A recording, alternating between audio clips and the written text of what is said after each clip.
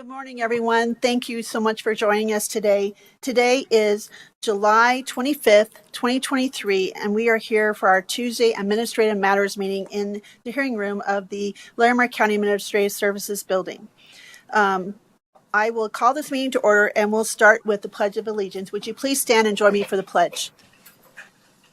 I pledge allegiance to the flag of the United States of America and to the republic for which it stands, one nation, under God, indivisible, with liberty and justice for all. Thank you all for joining us with the pledge today. I am Larimer County Commissioner Jody Shattuck McNally, Chair of the Board of County Commissioners, and I welcome you to our Administrative Matters meeting. Joining me today is my colleague, Commissioner John Kafalis. Today, Commissioner Kristen Stevens is excused. Also joining us today with our meeting at the dais is Tessa Beatty, our clerk to the board. Thank you, Tessa, for all the work that you do for us. Our county manager, Lorendo Volker.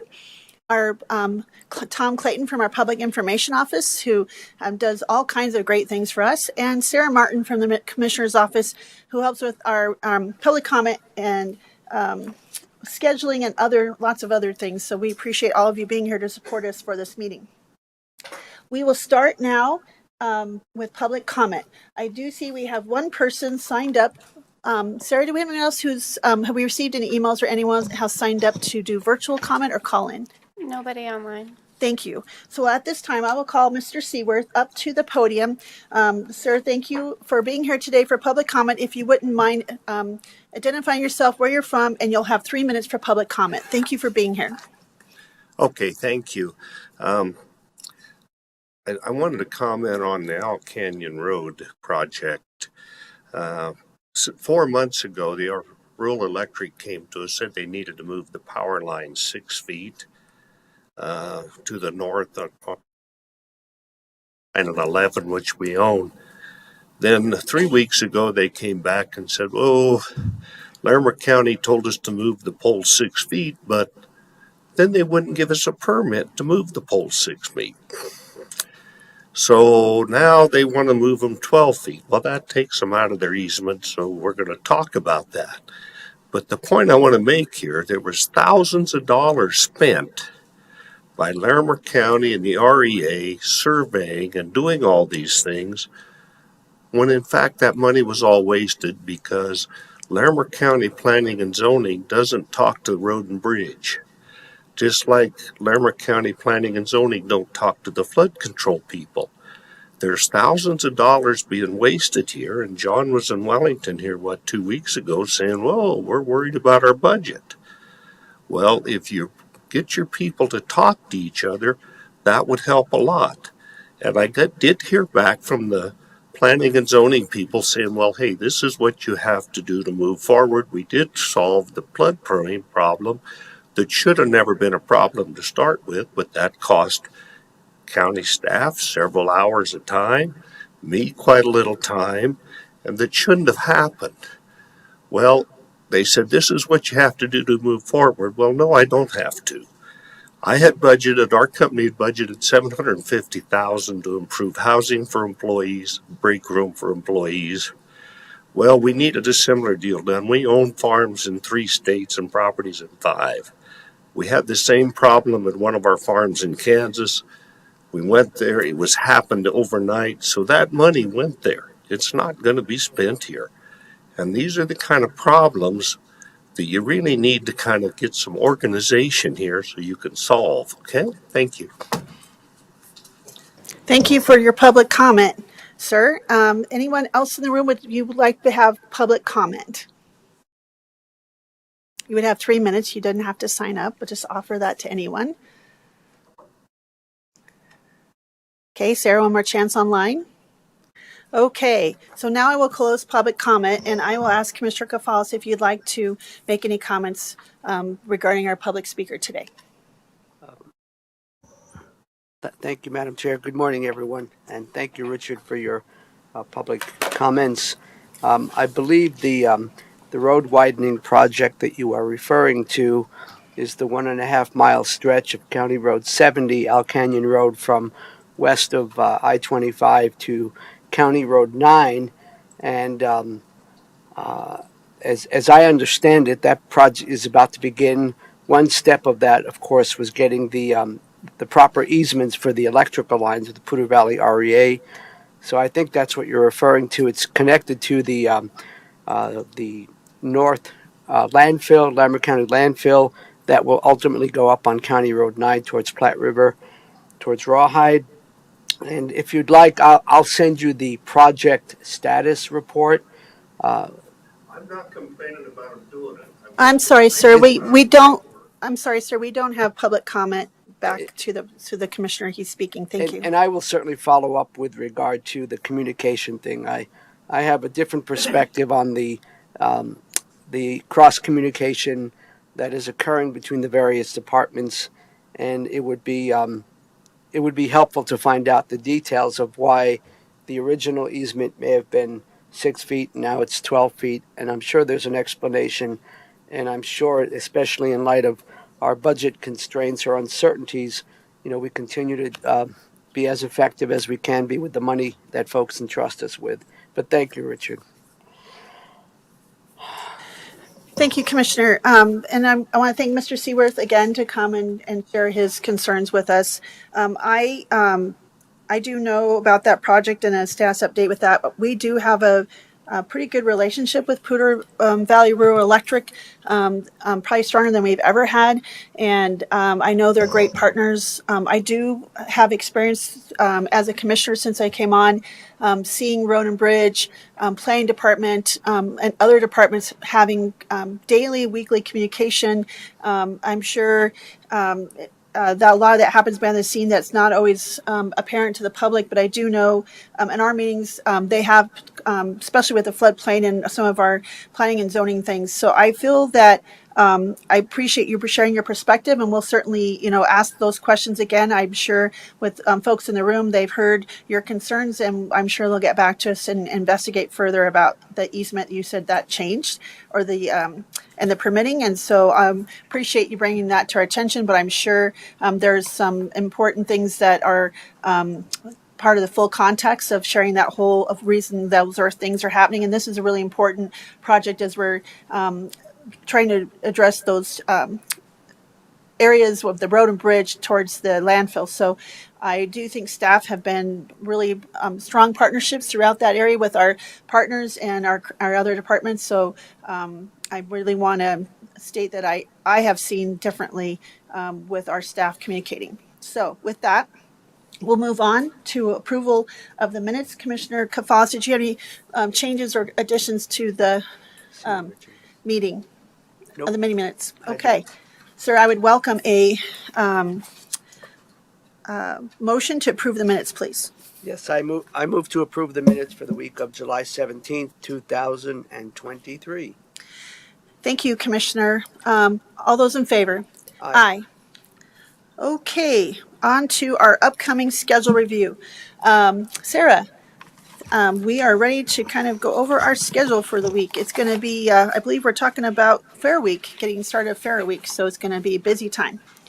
This is the Commissioner's schedule for July 31st to August 6th, 2023. On Monday, July 31st, from 9 a.m. to 11 a.m., Commissioner Shattuck McNally may attend the Matthews House Steering Committee meeting at 814 East 16th Street in Loveland.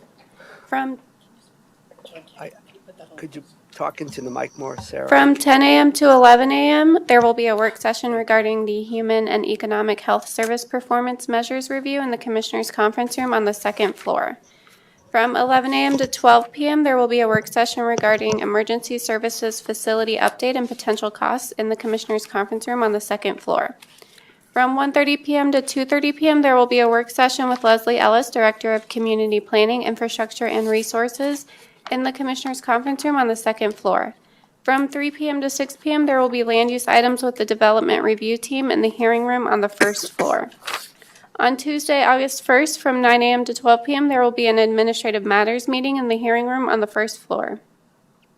From 1:30 p.m. to 3 p.m., there will be Administrative Direction to County Management in the Sprague Lake Conference Room on the second floor. From 5:30 p.m. to 8:30 p.m., Commissioner Kafalis may attend the Parks Advisory Board meeting at the Department of Natural Resources at 1800 South County Road 31 in Loveland. On Wednesday, August 2nd, from 9 a.m. to 10 a.m., Commissioner Stevens may participate in the virtual Colorado Department of Transportation Boundary Study Advisory Committee meeting. From 11 a.m. to 12 p.m., Commissioners Kafalis and Stevens will attend the solid waste prep meeting at the Sprague Lake Conference Room on the second floor. From 3 p.m. to 4 p.m., Commissioners will attend the Larimer County and the Oakview Group 2023 Press Conference at the Budweiser Event Center at 5290 Arena Circle in Loveland. From 5:30 p.m. to 7:30 p.m., Commissioner Shattuck McNally will attend the Wildfire in Northern Colorado Stories and Strategies for Resiliency in the hearing room on the first floor. From 6:30 p.m. to 8 p.m., Commissioner Stevens may participate in the virtual North I-25 Coalition meeting. On Thursday, August 3rd, from 8 a.m. to 5 p.m., Commissioners Stevens and Shattuck McNally will attend the Counties and Commissioners Acting Together 2023 Summer Retreat in Breckenridge. From 6 p.m. to 7:30 p.m., Commissioner Kafalis will host a community conversation for the Wellington and Waverly communities at the Leaper Center at 3800 Wilson Avenue in Wellington. Guests will be Heather O'Hare, the Larimer County Human Services Director, and Aaliyah Rodriguez, Housing Sustainability Program Manager, who will give updates regarding childcare and affordable housing. On Friday, August 4th, from 8 a.m. to 1 p.m., Commissioners Stevens and Shattuck McNally will attend the Counties and Commissioners Acting Together 2023 Summer Retreat in Breckenridge. From 8:30 a.m. to 2:30 p.m., Commissioner Kafalis will attend the State Board of Human Services meeting. It's a hybrid meeting. In person, it will be at 1575 Sherman Street in Denver or virtually via Zoom. From 9:30 a.m. to 12 p.m., Commissioner Stevens may attend the Regional Air Quality Council meeting. It's a hybrid meeting. In person, it'll be at 1445 Market Street in Denver or virtually via Zoom.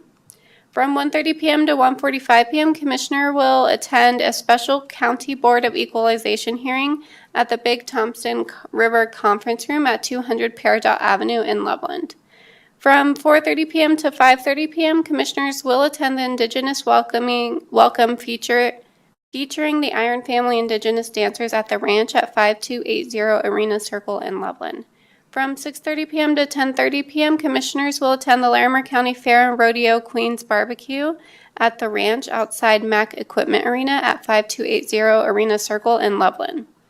On Saturday, August 5th, from 3 p.m. to 5 p.m., Commissioners will attend the Larimer County Fair and Rodeo Anniversary Party at the Larimer County Fair Watering Hole at 5280 Arena Circle in Loveland. On Sunday, August 6th, from 7 a.m. to 9 a.m., the Commissioners will volunteer at the Larimer County Fair Pancake Breakfast at the Ranch at 5280 Arena Circle in Loveland. And from 6 p.m. to 10 p.m., Commissioners will attend the Professional Rodeo Cowboys Association Rodeo at the Budweiser Event Center at 5280 Arena Circle in Loveland. Thank you, Sarah. Commissioner Kafalis, any additions or changes? I do not. Thank you, sir. I do have an addition on Saturday, August 5th. I actually have a community conversation. It's actually just an office hours. I'm calling it Common Grounds with Commissioner Shattuck McNally, and we'll be at a coffee shop and just really going to hang out and just drink coffee, and people are welcome to come by. And it's at Flea Love Coffee in Loveland, downtown on 4th Street. Starts at 9:30 to 10:30, and folks are just welcome to just come and grab a cup of coffee, and we can chat about things that they're concerned about. So it'll just be kind of office hours, and it's called Common Grounds. Got it, thanks. Thank you. And let's see, I think they had one more thing on the 4th. Hold on.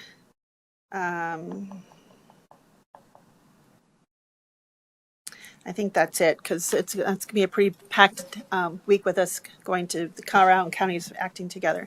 Thank you, Sarah. Appreciate it very much. And now we'll move on to the consent agenda. And the consent agenda is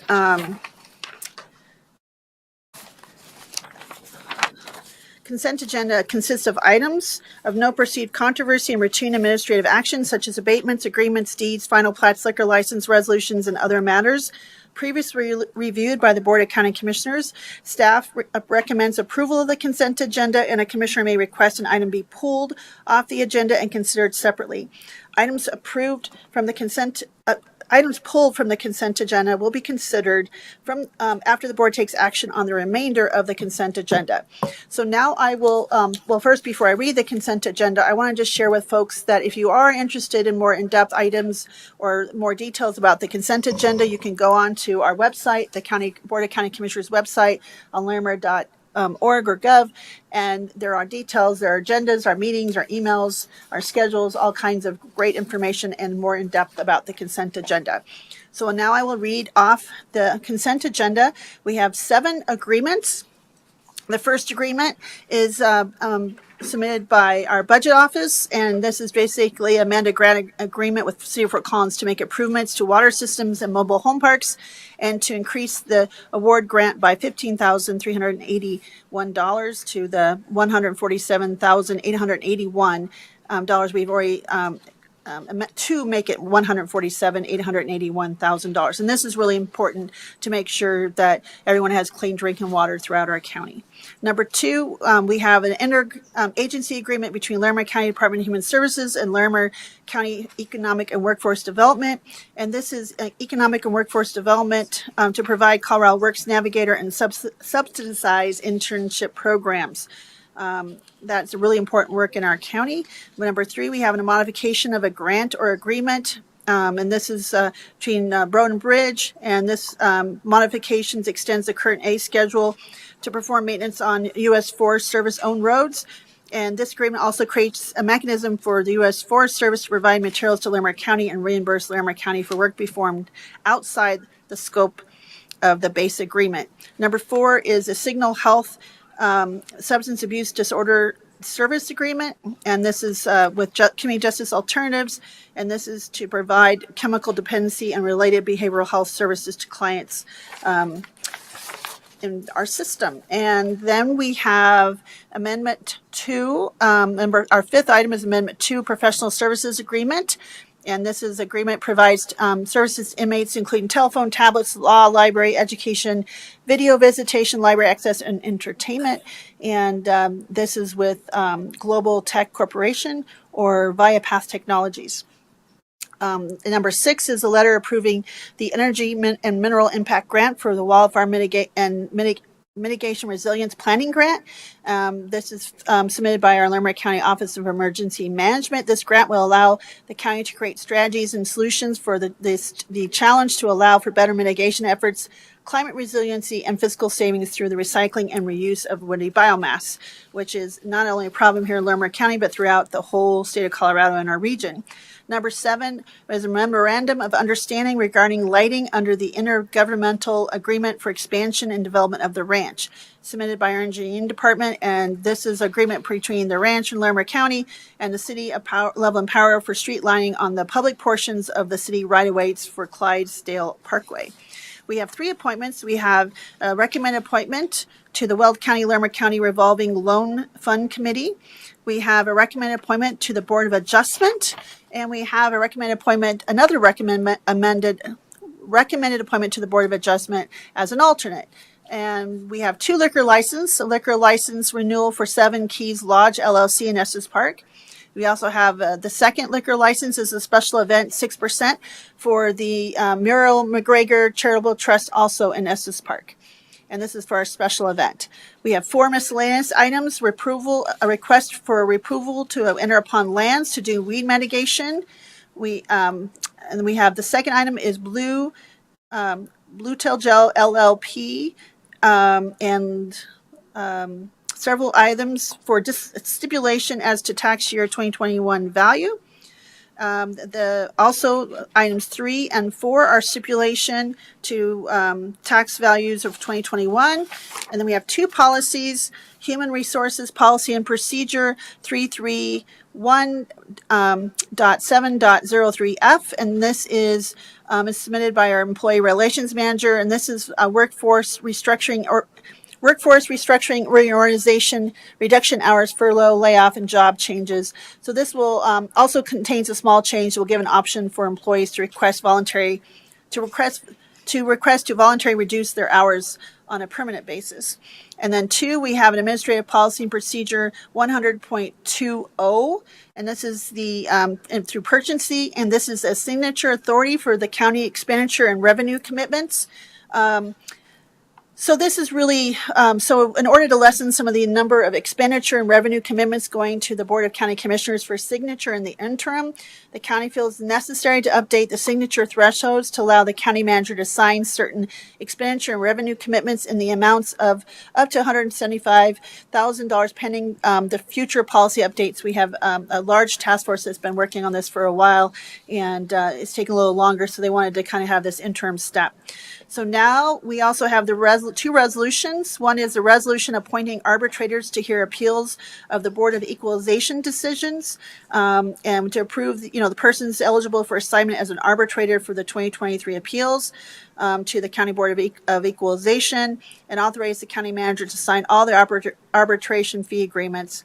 And then the second is a resolution calling for an election regarding the Larimer County Windham Hill Public Improvement District number 78. And this will be a mail ballot election for Tuesday, November 7th, 2023. So that is our consent agenda. Commissioner, did you have any items you wish to pull from the agenda? I do not. Okay, thank you, sir. So I will welcome a motion to approve that consent agenda. I move to approve the consent agenda for July 25th, 2023. Thank you, sir, for that motion. All those in favor? Aye. Aye. Okay, we're moving on. The consent agenda is approved. Commissioner, I don't have any guests today. I have a guest next week. Did you have any guests today? I do not. Actually, I have guests in 2 weeks. I apologize. So now we'll move on to our discussion items. We have first a report on Early Childhood Workforce Development Project implemented by the Early Childhood Council of Larimer County, funded by the Larimer County Immediate Needs Grant Program. And so I would like to welcome Josh Fudge, who is our PBS Director, Performance Budget and Strategies Director. I've got that down, I think, now, to help share with this item and welcome our guests. Thank you, Josh. Thank you, Commissioner. Glad to be here again. This is a continuing series of bringing forward our grantees who received immediate needs grants under the State and Local Fiscal Recovery Fund, which was part of the American Rescue Plan Act of 2021. The first organization today is the Early Childhood Council of Larimer County. As you're probably aware, the pandemic made clear the needs that we have related to childcare in the county. And so one of those grants was to this organization for the purpose of developing a workforce, childcare workforce, to help with the supply of childcare providers here in the county. So with that, I will turn it over to their representatives. We have Liz Means, Carly Campy, and Tessa Curie, and hopefully I pronounced those names correctly. And they have a presentation up on the board, and I will let them take it away. Thank you. Welcome, everyone. And Josh did a great job introducing you, but just so I can put a name with the face, that would be great. Yeah, good morning, commissioners. Nice to see you, County Manager Volker and county staff. Thanks for having us today. I'm Liz Means, Chief Strategy Officer at the Early Childhood Council of Larimer County. Here with me is Carly and Tessa, and I will be handing it over to them shortly. But just to introduce our project a bit in a nutshell, so we received an immediate needs funding grant in 2022, and as Josh mentioned, that helped us commission a workforce roadmap. So basically a deep dive into all of the different facets of the workforce crisis. There's a childcare crisis across the country, but also here in Larimer County. And that comes down to having an inadequate and poorly compensated workforce for the most part. So we looked at a lot of different strategies to create more recruitment and retention in the industry to make it a more attractive profession. And a lot of these things were some of which we were already doing and some of which helped us kind of set our goals for the years ahead. And so Carly will give us a bit of a peek into that and where we are with some of those strategies. The funding also helped us create Carly's position. So Carly is our workforce manager, and we have also a workforce associate.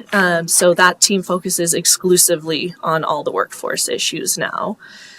And then the third thing that the funding helped us do was to create a provider appreciation event. So we hosted the inaugural Early Childhood Appreciation Awards last December, and I will let my team tell you a little bit more about both of those projects.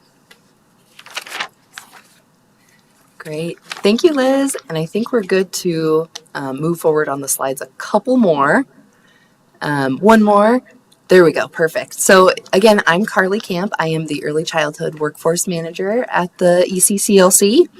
And the first project funded by Immediate Needs Funding was the Early Childhood Workforce Report and Roadmap. There is a QR code up on the screen if anyone is interested in accessing a digital copy of that. In 2022, ECCLC contracted with two professionals, Leah Weatherman and Kate Kalstein, who researched initiatives in Colorado and the U.S. aimed at supporting the early care and education workforce. They created an inventory of initiatives and programs that met Larimer County's providers' needs to use as models for proposed initiatives. And we can go ahead and look at the next slide.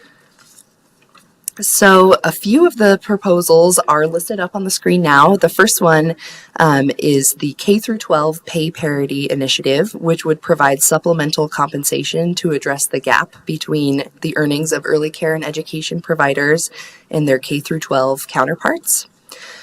This program is in process, and we just wrapped up a 9-month-long pilot program that provided stipends to more than 120 childcare providers in Larimer County. The Entrepreneurship Fund would provide coaching and business training opportunities to a cohort of family child care home providers and a one-time grant to assist with their business costs. This initiative is also in progress in partnership with the Colorado Department of Early Childhood. And then specialist consultation provides access to experts to support the needs of providers caring for and educating children. This initiative is in its planning stage with our Chief Program Officer taking the lead on implementation. And then the final three proposals are listed on this slide. A substitute fund would support community-based license programs in Larimer County to pay for substitutes and would also provide funding and coaching for substitutes to become early childhood teacher qualified. We are in partnership with other community organizations and are discussing plans to implement this initiative in our county. A linguistic diversity fund would provide a one-time incentive for early care and education professionals who speak languages other than English. This effort has not yet started, but we are strategically discussing it and how it can be implemented. And similarly, we have not yet begun researching a place-based degree program that would partner with Front Range Community College and Colorado State University, but we are continuing to develop our partnerships with those institutions with this goal in mind. And then, as Liz said, the immediate needs funding also allowed for ECCLC to hire an early childhood workforce manager, which is my position. And in my role, I support individuals entering and advancing in the early care and education field and lead collaborative projects aimed at recruitment and retention. Some of my projects and duties include managing workforce recruitment efforts identified in the Workforce Roadmap, managing the Early Childhood Mental Health Fellowship Program in partnership with Colorado State University, and coordinating our professional development and higher education scholarship programs, as well as providing career navigation services and supporting connections and joint projects with workforce partners, including the Larimer County Economic Workforce Development Department. And I'm going to hand it over to Tessa to talk about our event. Hi, everyone. My name is Tessa Curry, and I'm the Communications Manager for the Council. Every year, the Early Childhood Council works to show our appreciation for early childhood providers and educators. In the past, we've put a lot of focus around the month of May, which has Early Childhood Provider Appreciation Week, which we like to celebrate the whole month. However, this last year, we wanted to show our appreciation in an even greater way, so we decided to host the Early Childhood Awards. This was an event where we provided dinner, gifts, raffle baskets, had speakers, and gave away awards to all the providers within our community. We held the event at the Rio Grande restaurant in Fort Collins. One great thing about holding our event there was that the event space was actually donated, so we were able to use some of the money for the gifts to show our providers and early childhood champions appreciation. 125 early childhood providers and champions were in attendance for this event.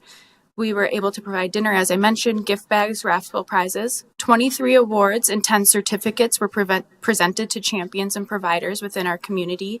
Some examples of those being the Early Childhood Community Advocate Award, System Builders Award, Community Collaboration Award, the Whole Child Award, and then we also recognized 3 of the longest serving licensed providers within our community. These are some quotes from providers that attended the event. We wanted to receive feedback on how they felt about it, if they felt appreciated. Truly, the only constructive criticism we received was that we didn't have dessert. So next time we will for sure have that. But overall, the event was extremely successful and providers had a lot of great things to say about it. And lastly, there's some photos from the event on the slide. Thank you.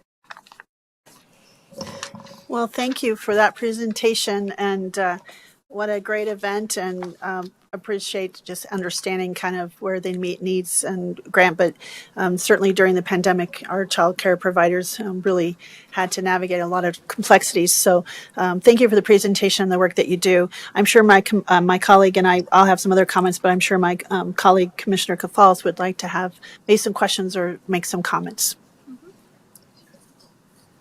Yes, yes, I do. Thank you, and appreciate you folks being here. A couple of easy questions.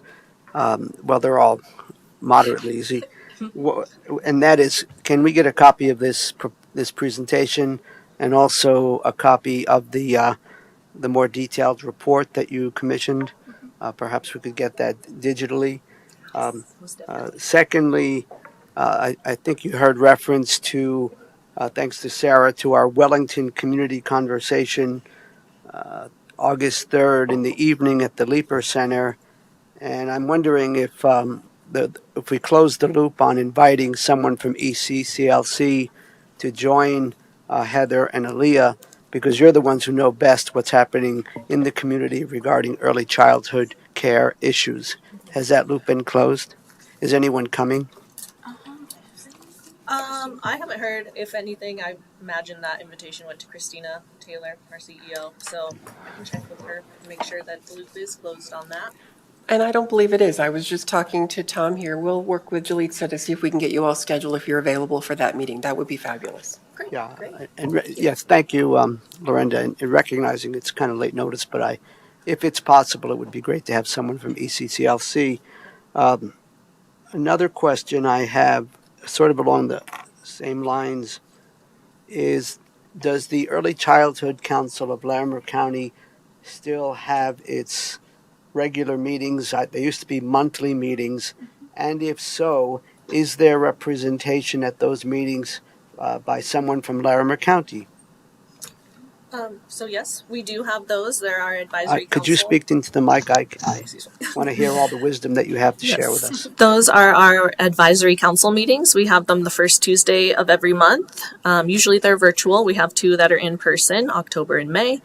And the agenda changes every month. We usually have different presentations and different speakers. We don't have a regular speaker from the county. I wasn't asking about a regular speaker from the county. I was asking, since we're trying to improve our coordination and communication in this space, does someone from the county attend the meetings? Because in the old days, some of us used to attend those meetings, to make sure the lines of communication are open. Yeah, various people from the county attend. Okay. Vanessa from DHS does a lot of the time, and then Ginger from Department of Health and Environment. Okay, I just wanted to confirm that. Thank you very much. Thanks. And then I think my last question, which isn't necessarily easy, but isn't necessarily hard, and that is, It's great that you're doing these various programs, and certainly workforce is a big issue with regard to early childhood development, early childhood education, early childhood care. Um, so, what is the plan for the financial sustainability of these programs? One of them had to do with a pilot on compensation. It seems like it's a one-time deal, and I know there are discussions about next year. But beyond that, are there other ideas, plans for financial sustainability of these excellent programs? Yeah, so I mean, as you know, our biggest plan right now is to pursue a ballot initiative in 2024. But outside of that, how we normally seek sustainability of funding is we have a variety of government, state, and federal funds, and then we also have like private philanthropy that comes in. We do very little individual donors and fundraising, so we usually seek out county behavioral health services funding. That helps a lot of the programs under our workforce initiative. And so far, we've been able to create little pilots and then get sustainable funding for them as time goes on. But it's always kind of like a game each year, is figuring out how we're going to do it from year to year. So Thank you. That's helpful. Madam Chair, may I ask one more follow-up that's come to mind? Certainly, Commissioner. So there was a reference, thank you. There was a reference made to the Department of Early Childhood, and I believe the Early Childhood Council of Larimer County has been designated as the LCO, the Local Coordinating Organization. got it. I wonder how that is going, and wouldn't that provide some measure of sustainable funding to do that work? Yeah, so being designated as the LCO for Universal Pre-Kindergarten, that is the designation. So most of those funds go to supporting that program. But that being said, we have a lot of crossover with our different departments in that. So we have a little bit of workforce funding, some events and outreach type of thing, advertising and marketing, promotions, and some contract services, which a lot of these things fall under. So there are bits and pieces that can be funded by that work.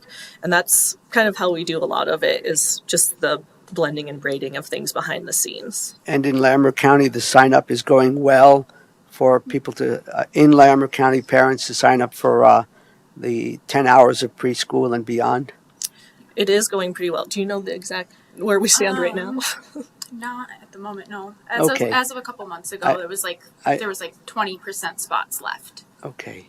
And thank you for answering my questions. I believe I exceeded what I said was going to be my last question, so I think I'll just be quiet now. Thank you. Thank you, Commissioner. I appreciate you all being here today. And today we're here to recognize the work that you did with the Immediate Needs Grant, which was obviously well spent, because I think just showing appreciation for these providers who during a time have felt kind of maybe forgotten, or, maybe not, which they're not, but just to know that they're not forgotten and that we understand how much they have endured and persisted and persevered through a very challenging time, especially with the needs of increasing needs, not only here, but throughout the whole state and region for childcare. And I just want to thank you for that creative a way that you kind of showed them some kindness and recognized their efforts and showed them appreciation. I want to thank also the Rio for donating the space, which provided you the ability to give some gifts. And I mean, it's just that little measure of kindness goes so far. And I know you guys probably put way beyond amount of work into organizing this to make it extra special, along with Christine and the rest of your board. And so I know you guys probably did a lot more than what this shows, because putting something like that on takes a lot of work. So I just want to thank you for being here today and showcasing your work. I thought maybe we've done this with the other ones, but we might just pause and take a picture with you so we can spotlight your work. But I'm going to turn it over to Lorenda, our county manager, to see if she has any comments. And I know those we're transitioning to our new control booth, so I already told them we weren't going to pause, but I think we will pause just to be, since we started that last week with this, we should treat everyone the same and honor their work. So Lorenda, what comments would you like to add? I won't add much except to say this is part of that American Rescue Plan Act fund that we set aside for immediate needs grants. Laura Walker and Josh Fudge both did amazing work getting those grant applications out, and it is really rewarding to see the way that the community has used the funds.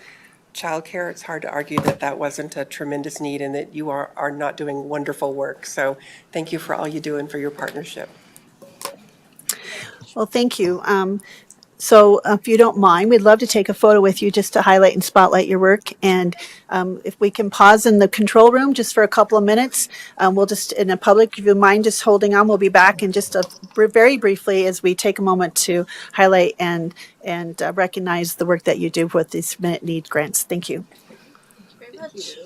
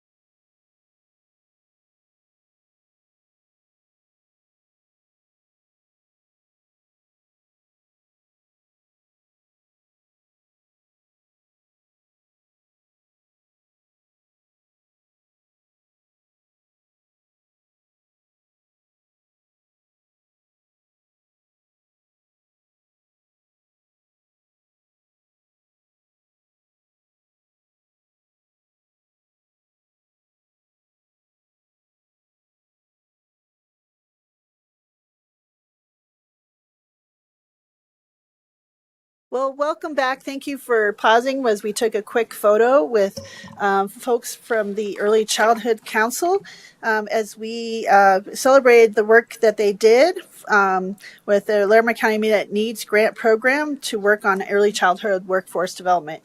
So now we have Josh back up here because our second item on our discussion agenda today is a report from the grant implemented by, I'm going to mispronounce this, Vindicate Foods. I don't. Did I get it? Great. I have such a.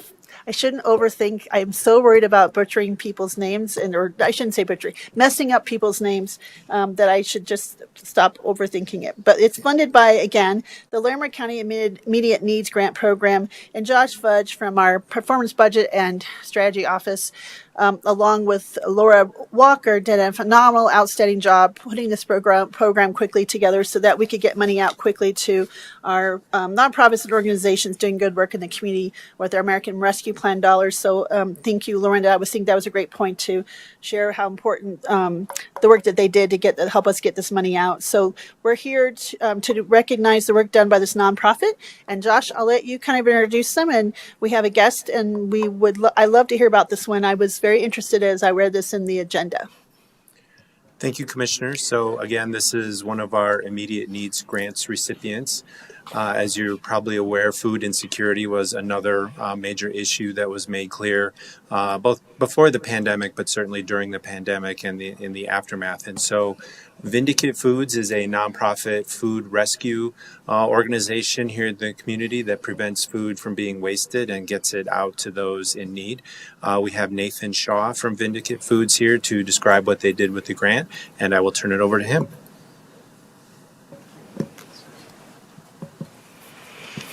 Welcome. Hey, thank you for having me. Appreciate all the work that you all do here in the county. So with our grant, And if you could introduce yourself just again, just for the kind of, for people can oh put a name to the yes, face. Yeah. I'm Nathan Shaw, Executive you. Director, founder of Vindicate Foods. Thank you. So with these funds, we were able to purchase and restore a few trucks, forklifts, some of our equipment. So it was very helpful. During COVID, we actually, obviously numbers rose of people served, but we also had an enormous amount of extra pickups to do, and new donors and places finding themselves with an abundance of certain types of food, and sometimes a lack of other types of food. So that's where we come in, just in time, doing food rescue. If a supplier has too much food, or it's close to expiring, or the best by date is just passed or just before. Farms have too much produce. Grocery stores buy too much apples. Any of these type of situations, we come into play.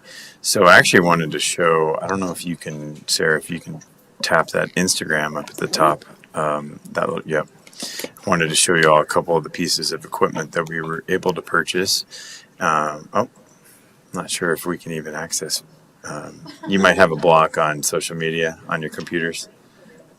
Yeah, that's okay. That's okay. I also wanted to show, not only are we out there doing the work, but what's really important about our program is that it's all community supported. So we're all run basically by volunteers, members of the community. And so I was going to show you all how easy it is for people to sign up to volunteer. We have several hundred volunteer spots a week of people that are driving trucks, organizing food, working our market, stocking, cleaning, all sorts of things. So you can click get involved there. We'll see if it lets you go to an outside site. My presentation might get bungled here, but you can click on schedule there, that big button. So this is our sign up that anyone from the community can jump in. You can scroll down a little bit. And, today we have people unloading trucks. You can keep scrolling down. We have a new and in training shift that anyone can sign up for an orientation to learn about food rescue, about how to jump in and help out. And then as you scroll down, we have many spots of anyone, again, from the community jumping in, unloading produce, organizing cold goods. So it's a really, if anyone's been to Vindicate, it's a really fun, upbeat, community-supported program where, again, anyone can jump in. And what's really cool, besides some of our grant funding, is also people are able to make donations at Vindicate to support the work we're doing in 25 cents, $2, $200. And that's a majority of how we, pay our bills, other than grants like this to help us with infrastructure, of course. But it's a lot of good energy. I'd like to invite anyone to come out and to see what we're doing. I did have a quote that I wanted to share from one of our guests that was pretty impactful that she just wrote in. She just wanted to express gratitude and appreciation. Vindicate has been a huge blessing to our family, and although we value all parts of your mission, I would like to highlight a few specifics that are particularly meaningful to our family. Food Rescue 1. We believe wholeheartedly in your mission of not wasting food. Thank you. We know your work is not easy. 2. Thank you for making Vindicate open to everyone. Many of your shoppers don't receive government assistance. Thank you for not excluding us, and know how grateful we are to shop at Vindicate too. 3. Vindicate is good for your health. The high cost of fresh fruits and veggies at retail stores limits how much we can buy. Thanks to all the fresh fruits and veggies available at Vindicate, we are making healthier food choices. Your appreciative shopper since November 2022. So that's another point I wanted to highlight, is that Vindicate is open to everyone. We have a really dignified shopping experience that anyone is welcome to. We don't require proof of income. We do, however, do an optional demographic survey just to kind of see the type of people that we're serving as they volunteer that information. But it's a really neat experience where, again, like this family, for instance, maybe just is on the other side of some government benefits. Of obviously, SNAP has changed, but they're still having a tough time making ends meet, providing healthy food for their families, and so that is a really amazing, really cool quote and experience shared. How we're making a difference in families in our community that are maybe having a tough time. I think that's kind of all I had, but I'd love any questions and thoughts, comments. Wonderful. Thank you very much. And thank you for your work. And I just actually went on Instagram to look at some of those photos. So Great. so now I'm following you. So that was, I appreciate just, somewhere to go and look at some of these things. Commissioner Cavallo, any comments or questions? Yes. First of all, thank you, Nathan, for being here. Thanks for the work of Vindicate. My first question is, would you remind us, please, what Vindicate, that word, what does it mean? Where does it come from? Certainly. Yep. Yeah, it's a kind of a made-up word of vindication and advocate. We are advocates of the vindication, so we kind of spelled it that way to be like a noun, like we are vindicates. Making this wrong right, keeping food out of the landfill, and doing what we can to prevent that to happen. Thank you for answering that question. My second question is, how do you and your team go about establishing relationships with local farms, restaurants, grocery stores in order to glean the food that you make available to folks in the community? We a little bit of both. They come to us. I myself go to them, present, hey, we can pick up this day. Maybe if the food bank's not picking up on that day, we kind of share some of those type of donors. So a little bit of both. They'll hit us up. Hey, we got, 50 pounds of zucchini. Can you send somebody to come pick it up in our field, on a farm? Or, we go down, we had a good relationship with Costco, say, and as far as Longmont, they called us when they were about to open up their store, kind of all of the above, where we make ourselves available to donors and let them know we can pick up or they can drop off. So a little bit of everything. Okay. My last question then, and certainly a lot of gratitude for the work you all do, is could you speak a little bit about visibility? Because I know that sometimes you have tables outside of Everyday Joe's, but it's not really clear where you are in the community. At least to me, it's not very clear. And when your market occurs, so that folks can come shop in a dignified way. Could you speak to that a little bit, please? Yes, it's actually funny you say that because we've been doing less of that kind of public marketing because we are so overwhelmed at our tiny little building on Webster. If anyone's ever shopped with us, you'll see we have a line wrapping around the building a lot of times, and it is crazy, especially in this heat. We're actively looking for another location. So we have slowed down our public marketing by a lot, but we are open 3 days a week to the public every week. Obviously, we took off the 4th of July, but I had a hard time even doing that. So we're at our location. It's on our website. You can Google us. It's north of the Walmart in the Link Lane Industrial Park. And again, we open 3 days during the week to all our public. We also are open 7 days a week to many of our nonprofits that we support. The Mission, Catholic Charities, Salvation Army, Harvest Farm, various nonprofits throughout the week come and pick up food for their constituents as well. So thank you. I was curious where you're located, but it looks like you're probably located somewhere near the Genesis Community Church there. Yep. Thank you, Sarah. Yep. That's our location right next to, across from BG Automotive and Citizen Printing right there.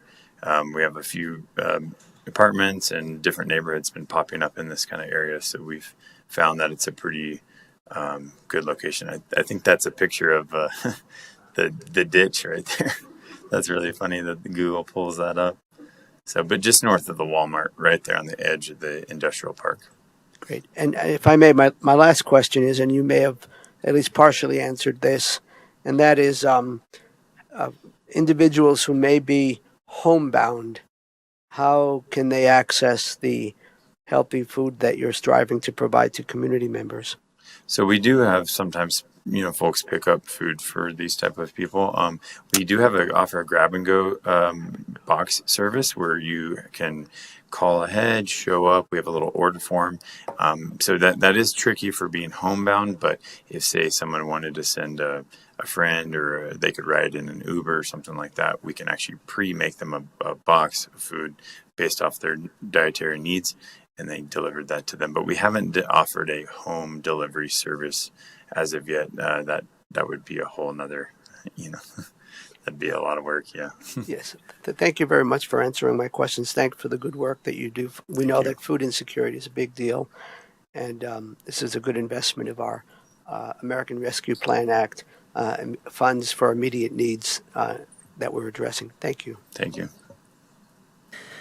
Thank you, Nathan, for your presentation, and thank you for being here today. I just want to commend you. As you said, you're the founder and kind of started this whole thing. So I know, being a nonprofit founder too, it's a lot of work. And so thank you to start this and get moving, and thanks for sharing with Vindicate Foods. I'm glad I pronounced that correctly. Yeah. Because I do want to honor your work. I just have to say, I was thinking about some quotes. I think it's Pope Francis that said, throwing away food is like stealing food from a table of those who are poor and hungry. And especially when food is, it's basically like us walking out of a grocery store with 4 bags of food and then just kind of dropping one. I think someone said that too. And just leaving on the ground, perfectly good food. And especially in this day and age, knowing, especially I worry about the food insecure students in our community, in our county, because we know that need is growing. So I want to just thank you for serving lots of families who just can show up and get this food. So thank you for the work that you're doing.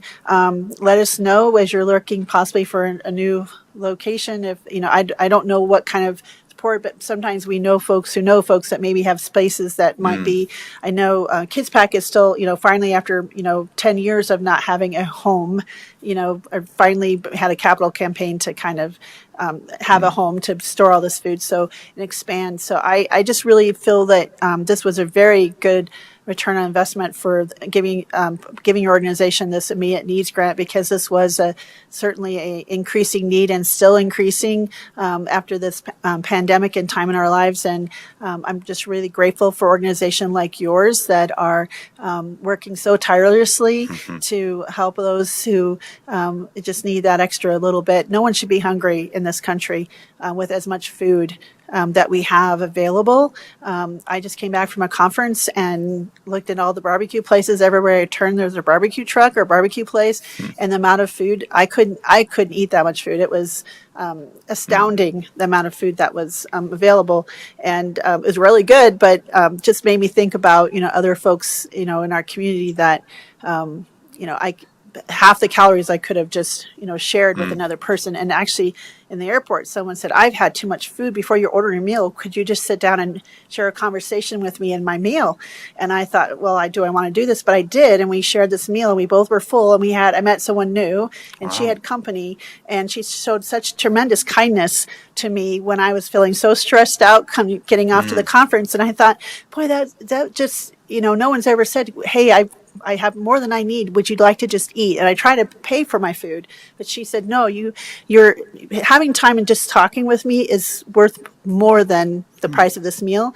And so I'm going to pay that forward. I'm going to sit down and see someone before they order, just say, hey, would you like to sit down and I'll share this meal with you? It was such a profound experience for me. So when I saw this on the agenda, I was thinking about this, that, we all have tables, and we can build bigger tables or help with organizations like yours to make sure everyone has high quality food, because that really is important for the health of our community. So I wanted to thank you. And obviously you're growing, and appreciate all the volunteers and folks that are helping you out. So if you wouldn't mind, after Lorenda makes a comment, I'm sure she will like to add to that, we can take a photo with you as well, so people can maybe learn about you and donate, or maybe there's someone who maybe could do this grab and go service. So but I'll turn this over to Lorenda, and then we'll pause. And here I said I wasn't going to pause this meeting, but now this is just such great news. I want the community to know, and this is a way for us to showcase on social media to help educate folks. So Lorenda, would you like to add anything today? Sure, I'll keep it really brief. what a great opportunity to find two problems and solve them together. So you have folks who have food that is going to waste potentially. They don't want that to happen, and people who need the food to eat healthy and be healthy. Thank you for filling this gap in our community, for coordinating with the food bank so that it's clear you all are not competitors, you are a complement to each other.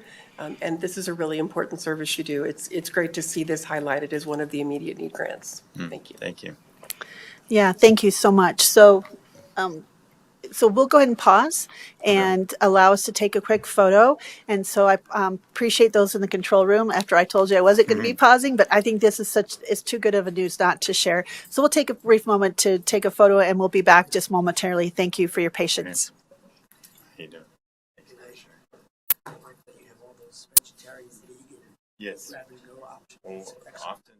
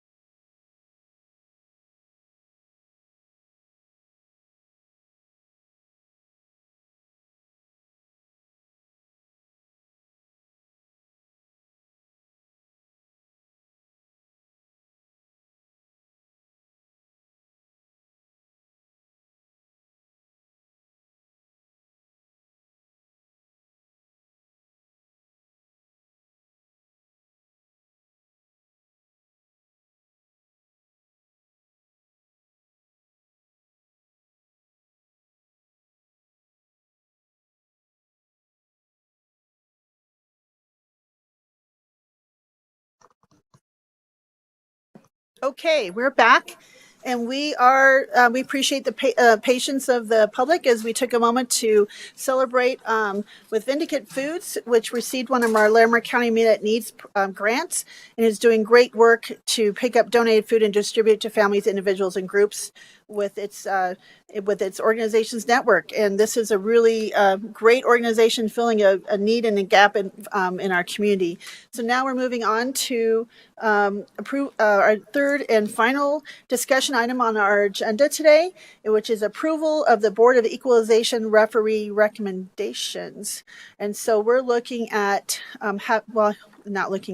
we have Elizabeth Carter here. Sorry, I'm just reading off of my paper, and I should just look up and see who's in front of me. So Elizabeth, I apologize. So we have Elizabeth Carter here from the Clerk and Recorder's Office, and I would welcome you and let you kind of proceed with telling us about your recommendations. Thank you. Very good. And do you want me to go ahead and give the background and then you'll move? Yep. Okay. Yeah. Oh, and I'm sorry, but let's do this first. So first, let's just go ahead and move in so you can give the background. So I apologize. No. I knew what I needed to do today.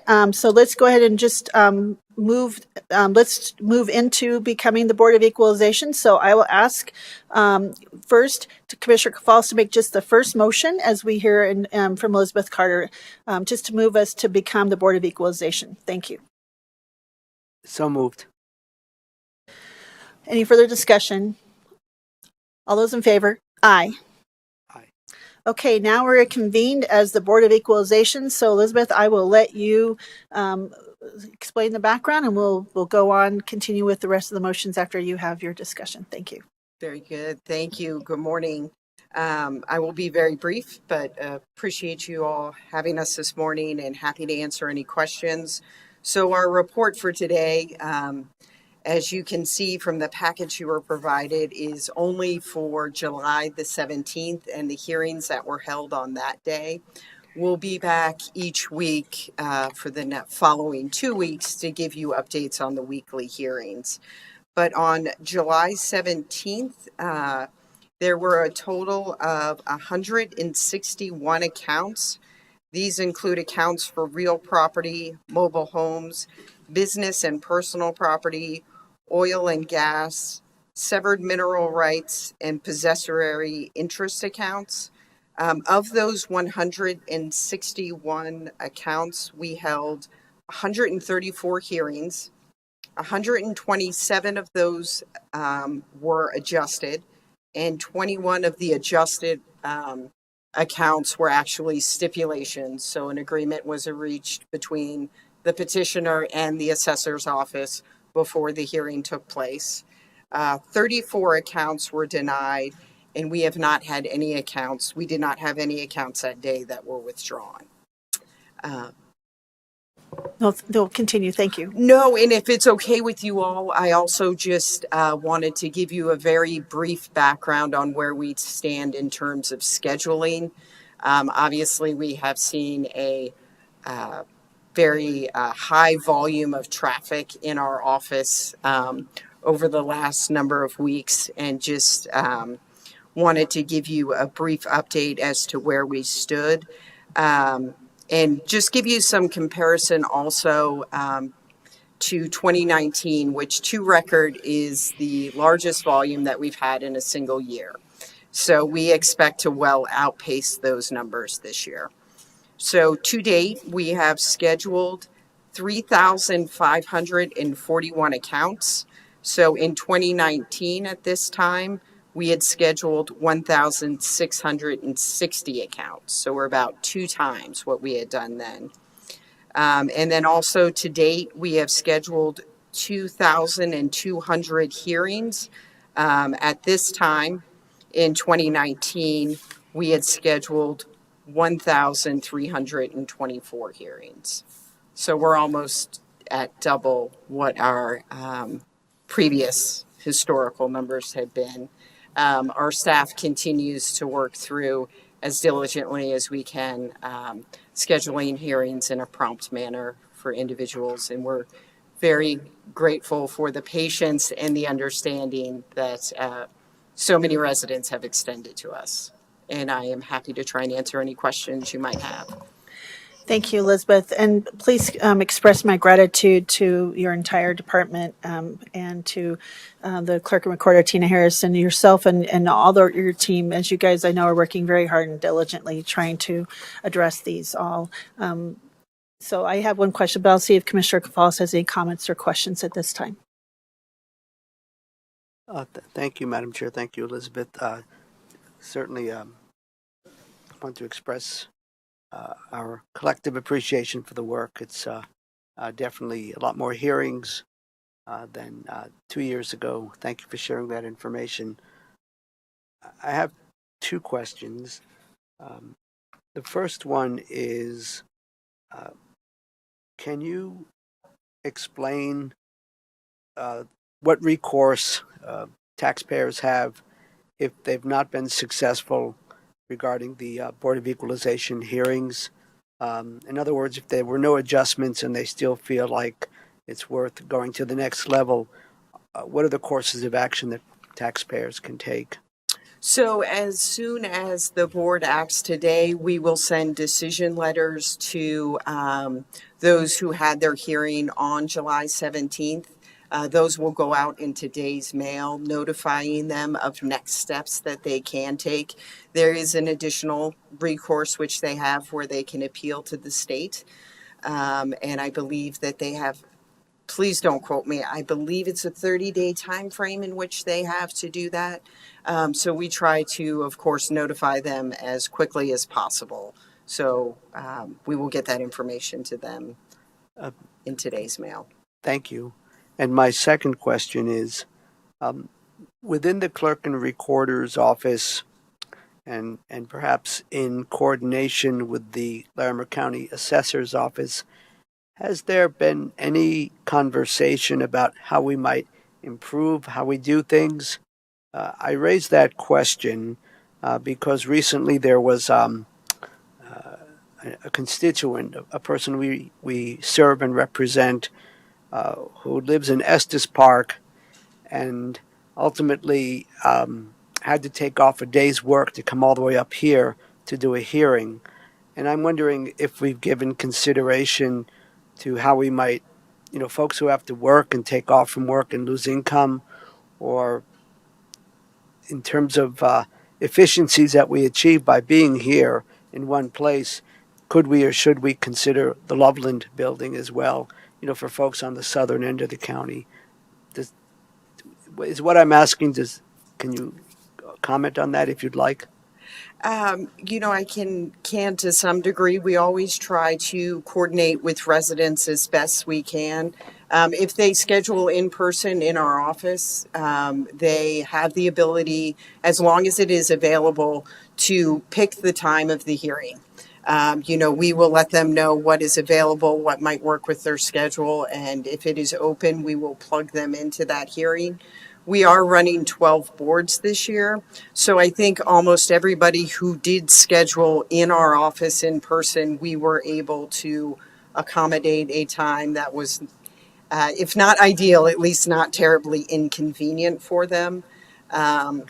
Do I think that there's always room for improvement and ways that we can enhance our services to people? Absolutely. I'm sure Clerk Harris would be open to any ideas. Thank you very much, Elizabeth. Thank you, Elizabeth. I kind of a similar question, but just a little different. I also was contacted by some residents who were kind of distraught. They were actually in line they had to come in person to schedule the meetings, and then at that time they had to leave the line because their immediate family member was in the emergency room having an emergency. So they weren't allowed to call in and try. It was kind of an unusual circumstance where they had to try to come back and get, it was this choice of trying to stand in line and make an appointment because they also work, and they have really had to make sure they could come in and make a time where they could not miss work. And they also live not in Fort Collins, but somewhere else. And also trying to be somewhere with their family member who was in a crisis. So is there any opportunities to maybe for some of those folks who are like, things happen with life, and of course they're very rare, that for someone like that who had been in line and had to leave, had to make that choice. Is there any kind of exceptions for folks like that at all? Or is it just kind of you have to be in person to schedule these times? So there's 3 ways actually individuals can schedule. They can schedule in person in our office, and we had 10 days of in-person scheduling. They also can email their information to us with the appropriate documentation. And then lastly, they can mail the information to us. If they do mail or email the information to us when the assessor's office sends out those notices of determination, we always try to include a hearing request form where we ask the individual to let us know times when they are unavailable. And then we will do our very best as the schedule permits, which I think most of the time it does, not to schedule them during those times. I think this was obviously a very special situation, and I know that those last 2 days of scheduling, the lines were quite long. We tried to help folks as quickly as we could, Yeah. but Well, I know it's there's always more, in context of what's going on. I know you guys had lots of long lines because when we walked out, we saw them, and I know folks were probably in this day and age used to, just the convenience of logging in and doing this, but this is a special circumstance, and I know you guys were doing your best due diligence to get folks through the lines and quickly. I will call back to that person, and I might have them, I'm sure Clerk Harris might be, I might contact her and see if she might have a conversation with her. And so I just wanted to kind of see, because I was trying to understand from you all the full opportunities for everyone that was kind of, if it was only standing in line, that was the only option. So I appreciate you sharing that with me. I don't have any other questions. I did look through the list, and I know we have several of these to come forward. And I just want to confirm, though, one last question. You said over 1,300 in 2022. Is that correct? Or 2021? Excuse me, in 2019, which was to date before this cycle, was the highest rate that we had seen in terms of. At 1,300? Correct. And so now what was this year's hearings? So far this year, we have scheduled 2,200 hearings. Wow. Okay. Thank you for that. That's very helpful for numbers. And I'm sure that takes a lot of extra resources and time and management. So thank you for being here today and explaining some of these changes. So, and the amount of volume that you guys are, that you are you're dealing with, and trying to do the best job you can to help provide great customer service and help folks with these hearings. So with that, I don't think I have any other questions. I appreciate you clarifying those numbers for me and the dates. So I think as now you're just looking for us to approve the current recommendations that we received on for today, July 25th, 2023, correct? That would be great. Okay. So I just want to make sure my colleague or no one else has any other further questions. So Mr. Commissioner Kafalis, I would welcome the motion to approve the recommendations submitted by the Board of Equalization referee. Yes, of course. I move to approve the recommendations submitted by the Board of Equalization referee for the hearings held July 17th, 2023. Thank you, Commissioner.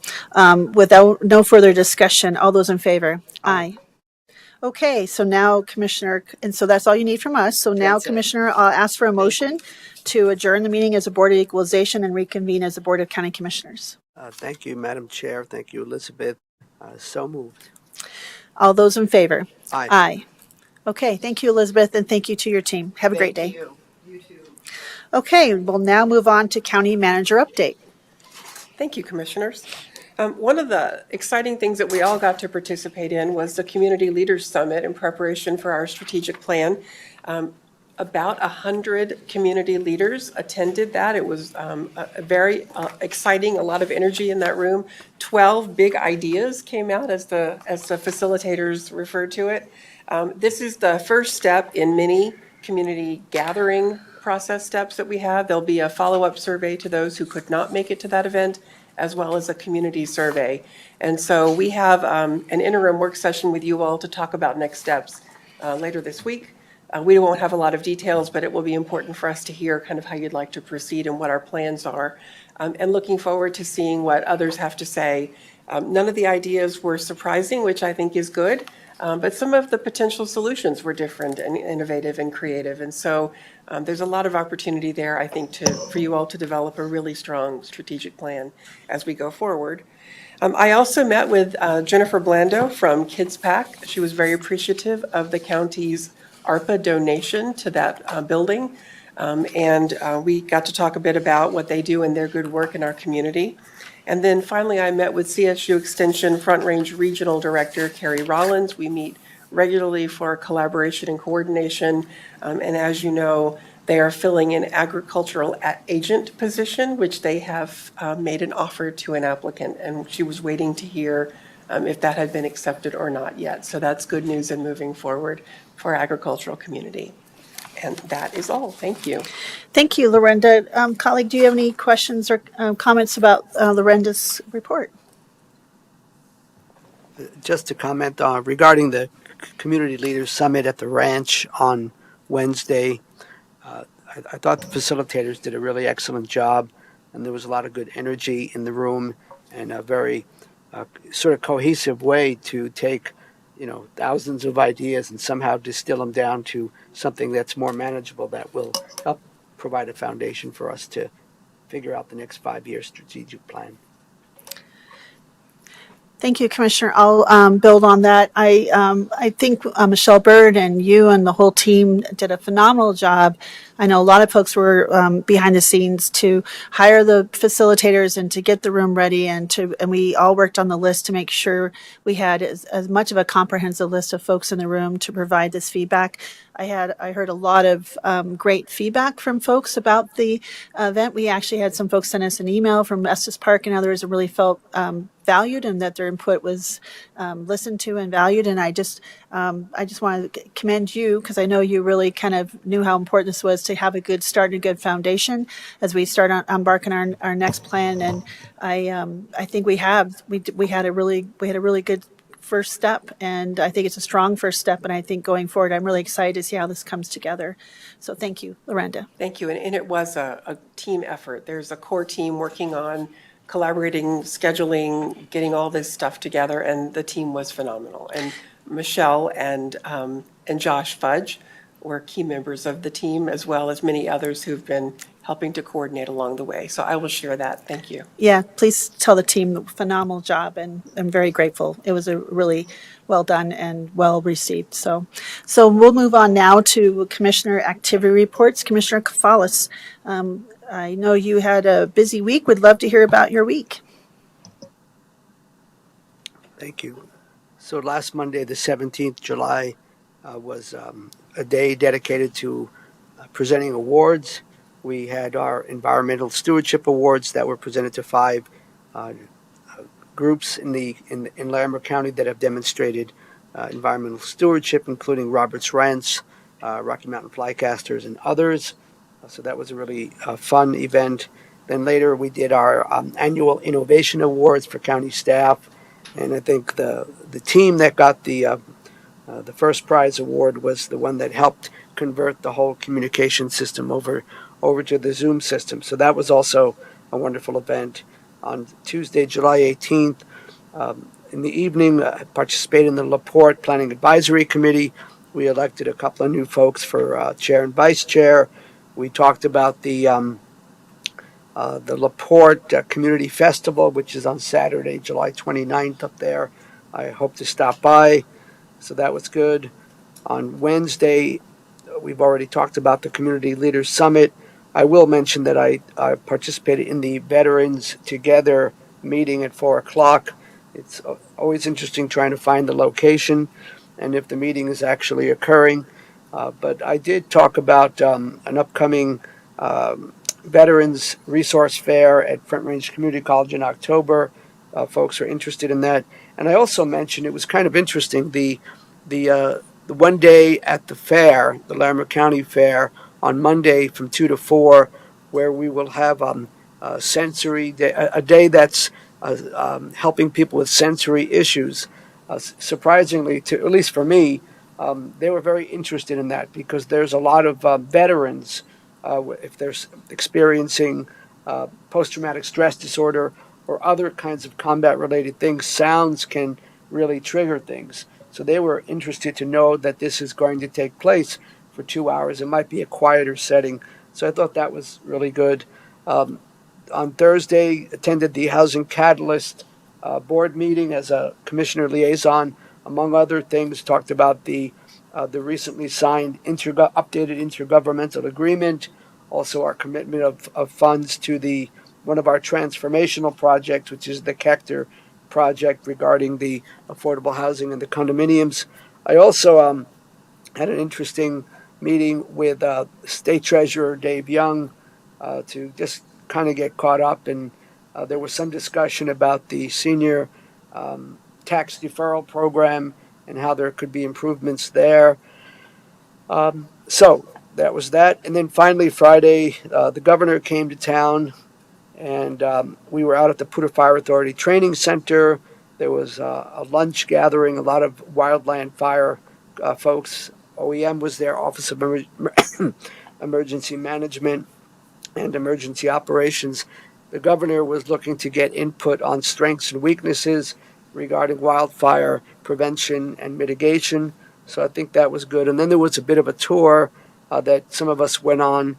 And one thing I learned there, and I appreciate Tom putting it on the social media thing, was that they have a program where they repurpose primarily Department of Defense trucks, vehicles. They repurpose them into fire trucks. And this particular one was going to be used by the Livermore Fire Protection District. Thank you. That's all. Thank you, Commissioner, and appreciate you being at some of those events. As Commissioner Stevens and I were out at the National Association of Counties, so appreciate you being there.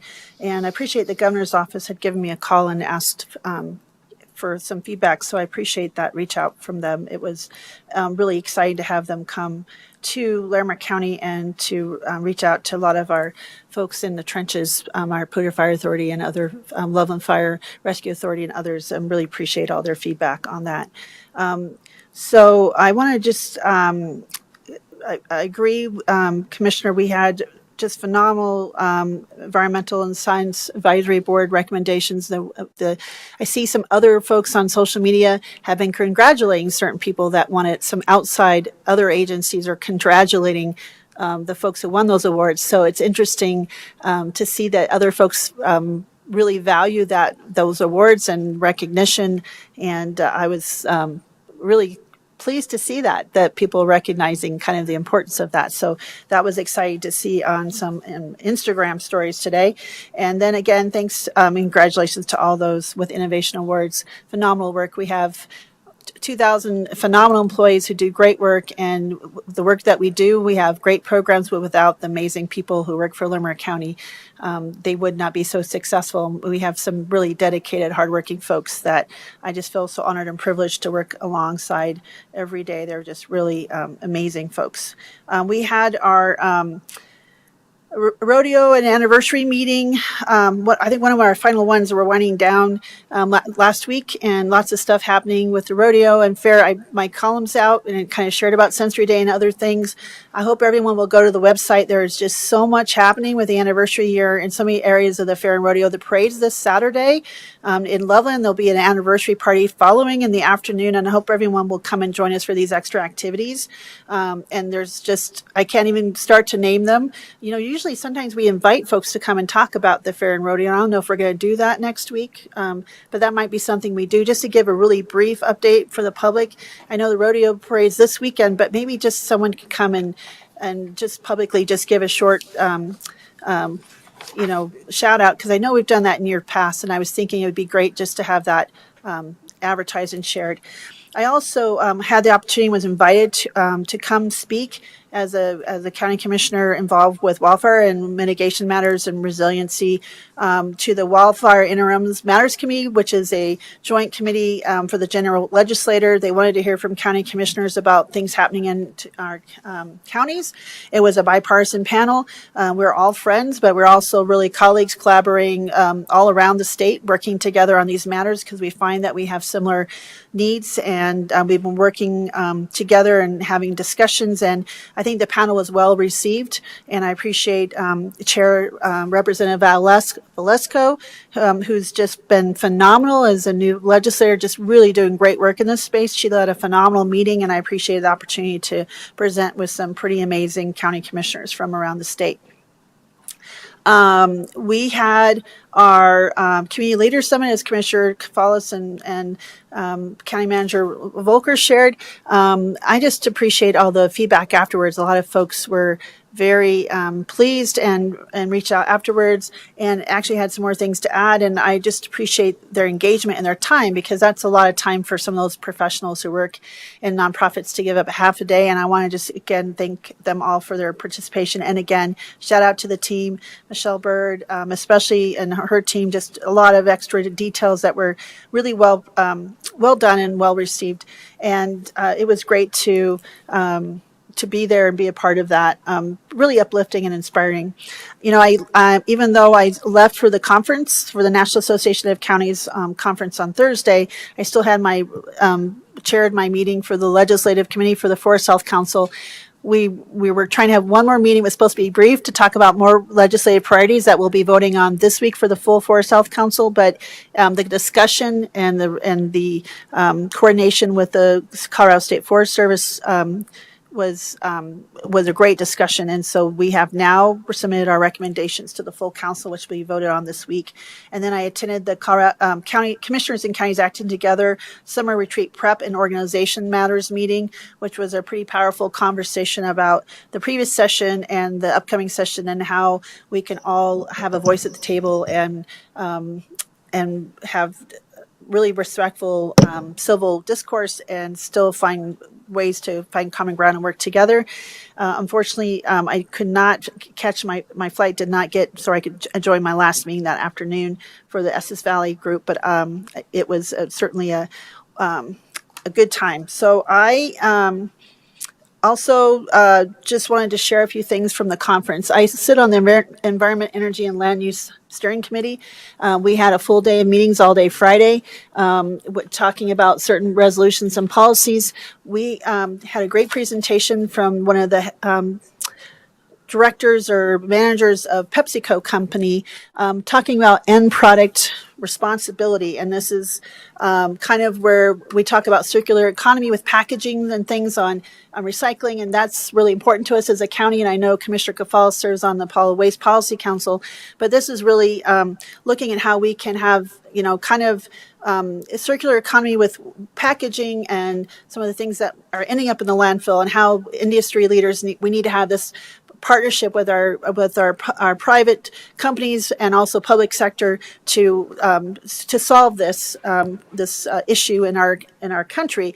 And he gave a shout out to the policy that was passed in the Colorado legislature last year and said it was a model exemplar for the whole country to follow. And so I had a really great conversation with him following his presentation to our steering subcommittee.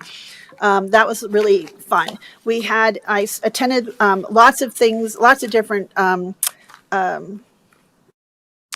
committees and presentations, and I also got to volunteer that day. They gave us a chance to volunteer to pack backpacks for the students in the Travis County was the host, and we got to pack school supply backpacks. And I appreciate that opportunity just to, at the end of my lunch hour, just to go over and give back. It was really uplifting and something fun to do than sitting in the chairs listening all the time. And so that was fun. But that day, there's been a NACO housing task force who did a phenomenal presentation. It was commissioners big and small from around this country, along with industry experts. And they have now advancing local housing affordability, best practices and policy recommendations. I brought this back for our housing stability manager.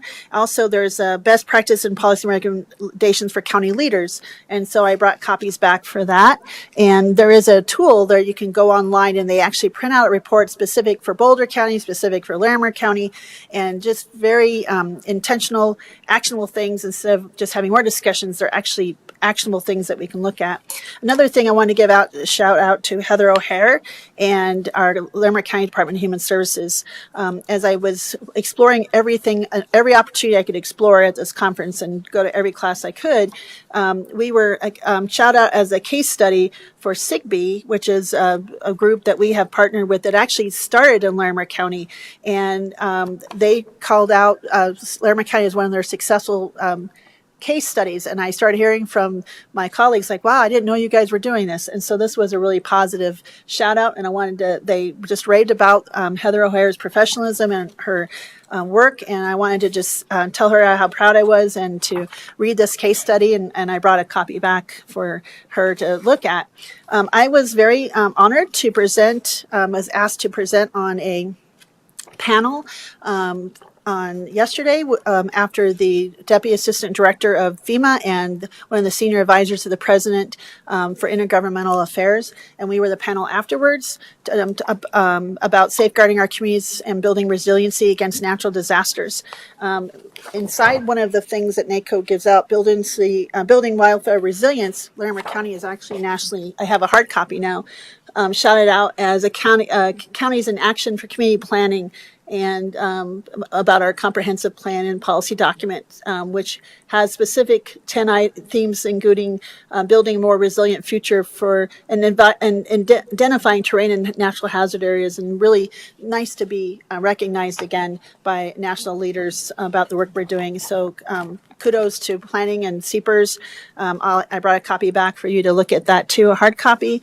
And I was very honored and thrilled to present along with Greene County, West Virginia, and Harris County, Texas, and then representing kind of the western side. I guess Texas is kind of western too, but I'm really honored to be on that panel and to get to present. And the support from NACO as being a presenter, it was really exciting. There's a lot happening in that at the conference and a lot of connections, and yeah, very excited, and came back with kind of feeling good about the work that we do as county commissioners. There was a lot of kudos about how much work counties have done to keep communities afloat and rolling during the pandemic, and how important counties and county commissioners and county government is. And so that was very exciting to be listening and a part of. And then yesterday, it was very excited to come and join staff at Senator Hickenlooper's office. I guess they were traveling throughout our whole region as all the regional directors, and they stopped by Chimney Hollow and the water project they wanted to see. And so they had invited Mayor Jackie Marsh and I just to come and be present as they were visiting that space. So it was great to get to meet the state director and to ask some questions. And our Department of Natural Resources, Dalen Figg, did a phenomenal job sharing about our partnership with our future open space in that area. So with that, that's all I have to share, because I was gone with Commissioner Stevens, and she is, I think, coming back today from the conference, and really appreciate staff supporting as we went and try to glean as much information we could. And so I wanted to just, again, give shout out some amazing things, and to have Larimer County featured more, not once, but twice, if not 3 times at the national conference is pretty exciting. So congratulations to staff, because this is the fruits of your work, and just couldn't be more proud. So thank you very much. And with that, I have no other things to share, unless Commissioner Kafals, you have anything else you'd like to comment on? So with that, at 10:35, we are adjourned. Thank you for joining us today.